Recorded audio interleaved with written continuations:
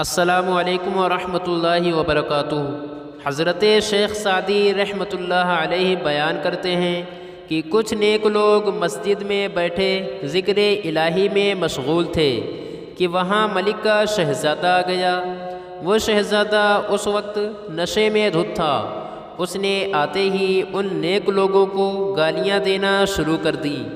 جب وہ شہزادہ وہاں سے چلا گیا تو ان میں سے ایک شخص نے اپنے مرشد سے کہا کہ آپ اس کے حق میں بد دعا کر دیں۔ اس نے جس طرح ہماری اور اللہ عز و جل کے گھر کی توہین کی ہے، اللہ جانے اور کتنے لوگوں کو یوں ہی تنگ کرتا ہوگا۔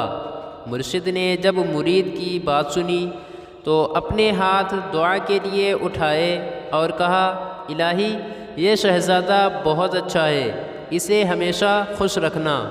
مرشد کی دعا سن کر مرید حیران ہو گیا اور اس نے مرشد سے کہا، حضرت یہ کتنی عجیب بات ہے کہ آپ ایک فاسق و فاجر کے حق میں دعا کرتے ہیں کہ اللہ عز و جل اسے ہمیشہ خوش رکھے۔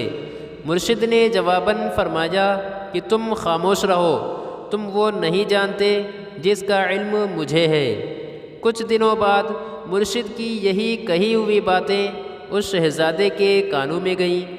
اس نے اسی وقت شراب نوشی اور دیگر تمام برائیوں سے توبہ کر لی اور اپنے ایک خاص قاصد کے ذریعے ان مرشد کو پیغام بھیجا کہ اگر آپ میرے پاس آئیں گے تو یہ میری خوش نصیبی ہوگی۔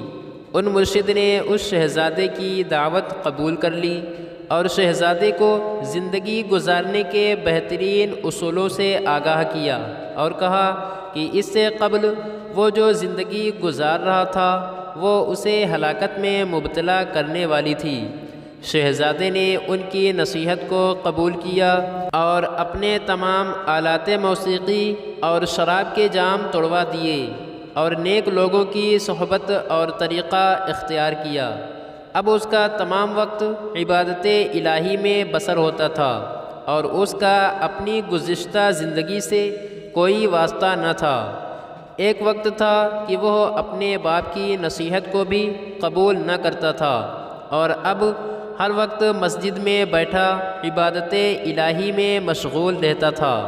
اس حکایت میں شیخ سعدی بیان کرتے ہیں کہ کسی شخص کو اگر متاثر کرنا ہو تو اپنے اخلاق کے ذریعے متاثر کرو، اور ہمارے نبی آقائے دو جہاں حضرت سیدنا محمد صلی اللہ تعالیٰ علیہ وسلم بھی بہترین اخلاق کا نمونہ ہے۔ اگر کوئی تمہارے ساتھ زیادتی کرے تو تم اس کی زیادتی کا جواب زیادتی سے نہ دو بلکہ خوش اخلاقی کا مظاہرہ کرو۔